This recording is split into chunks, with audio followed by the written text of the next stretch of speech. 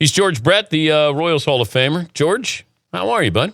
I'm doing good. When you were comparing me to Steve Garvey, I got a funny story for you. One time we were playing on a national Saturday game of the week with Joe Garagiola and Tony Kubek, and evidently my dad was a little upset with me because and my hair was a little long. You know, back then you could only watch your son play or on Saturdays. They didn't have every game on TV.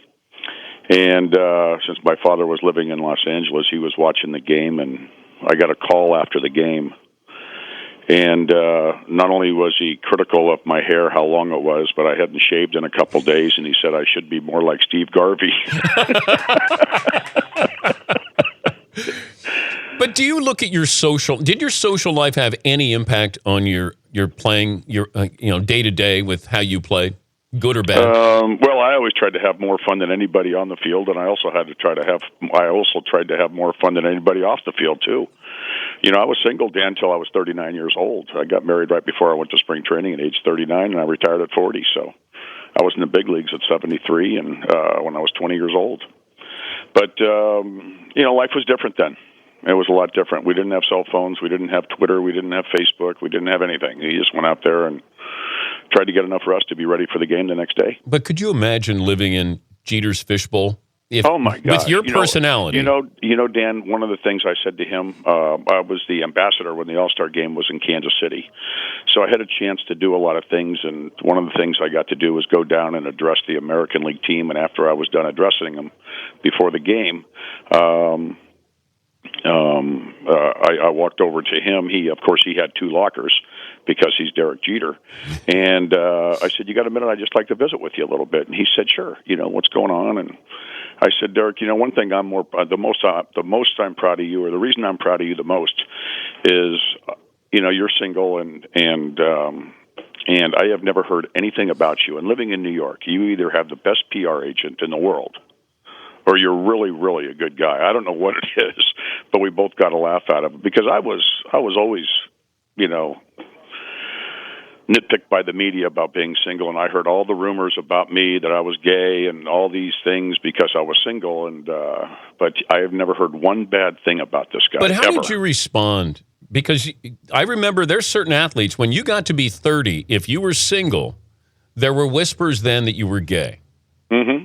How did you respond? Well, I knew I wasn't, and it didn't really bother me. But that's a different era. My parents didn't have a great marriage. They got divorced when I was 21, I think, and I was the youngest of four boys. And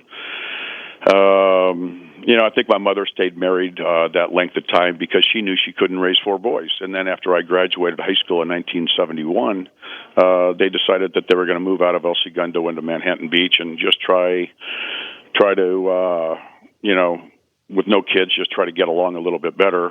It lasted about 2 or 3 years, and then they got divorced. So I grew up, it wasn't a happy household.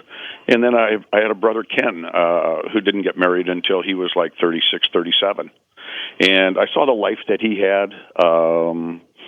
It was a pretty good life. And I decided that, that's a pretty good ways to go. Well, so I decided to stay single as long as I could. And then I met my wife, Leslie, or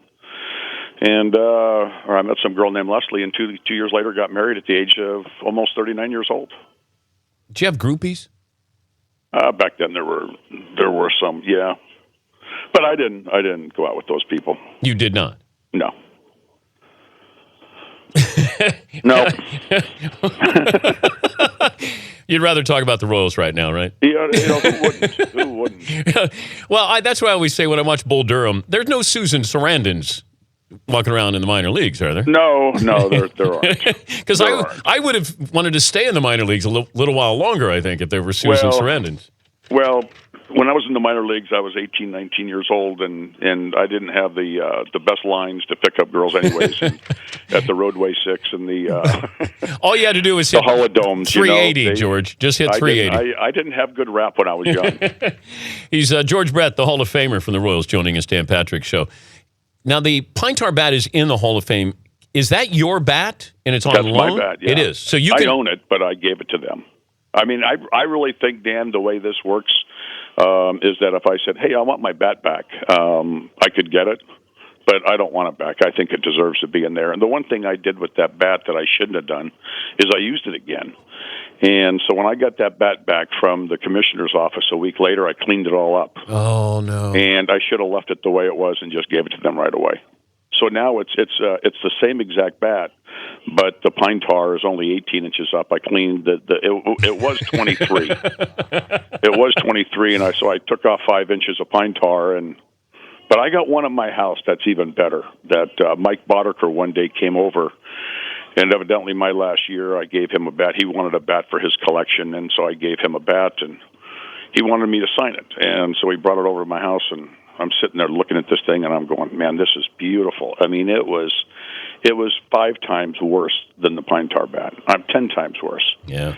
And so we're sitting in my office, and every year I go to the Hall of Fame. All the Hall of Famers get a commemorative bat, and so they put all these bats out. If there's 60 of us there, they'll put out like 70 bats, and everybody signs every bat, and then they mail you one. So I'm sitting there looking at it, and Mike Boddicker says to me, he says, if you want that bat, you can have it. And I said, no. I said, Mike, I really want it. He said, go ahead and take it. And so I reached over and I grabbed one of those bats that I had from the Hall of Fame, and I gave him one with 60 signatures on it from Hall of Fame members. So for my case, I think it was the best trade I've ever made. I like that.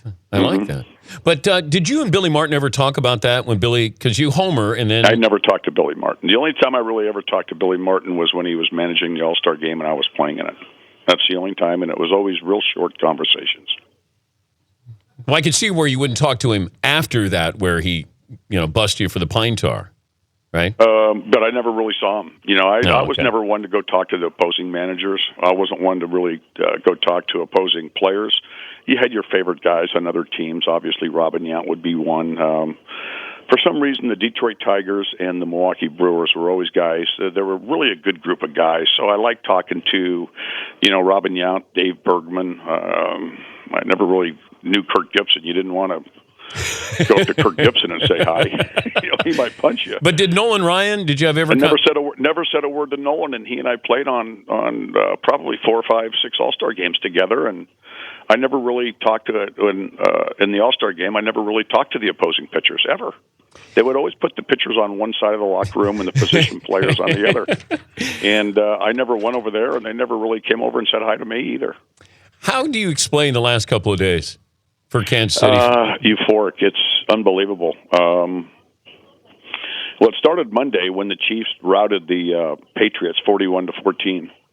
About 5 or 6 of our players, we play right across in the parking lot from Arrowhead Stadium, and a bunch of our guys went there after the workout, went over to went out and tailgated probably, and went to the game. And I went home and watched it, and was just blown away by the Chiefs' performance. And it carried over the next day in the playoff game. The fans were so wound up after 29 years of no playoff baseball in Kansas City.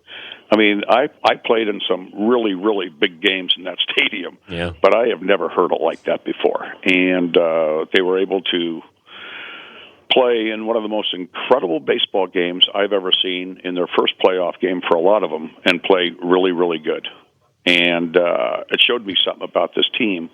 And then last night, the way they played on the road in Anaheim, of course I'm here, I was just amazed at the defense that they had, the timely hitting, the way our guys pitched out of the bullpen again, Vargas's performance starting the game. It was just it was a basic game for the Kansas City Royals.